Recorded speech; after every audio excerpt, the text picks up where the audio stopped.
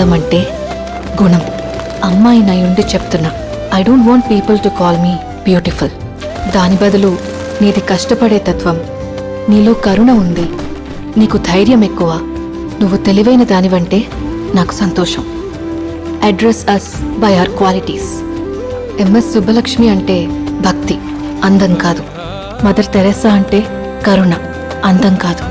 Ayn Rand అంటే తత్వం, అందం కాదు. సరస్వతి అంటే విద్య, దుర్గా అంటే ధైర్యం, గౌరీ అంటే తపస్సు, లక్ష్మి అంటే శుభం. ఇలా ఏ దేవతనైనా ఆమె క్వాలిటీస్ కోసమే పూజిస్తారు, ఆమె అందం కోసం కాదు. నీ గుణాలే నీ సంతకమవుతాయి, నీ అందం కాదు. అందుకే ప్రపంచము మగాళ్ళలో కాదు, ఆడదే ఆడదాన్ని అందాన్ని దాటి చూసుకోగలగాలి. అలా అందాన్ని దాటి చూస్తే ఆడదానిలో ఒక సముద్రమే కనపడుతుంది. గుణాలతో నిండిన ఒక దేవతే దర్శనం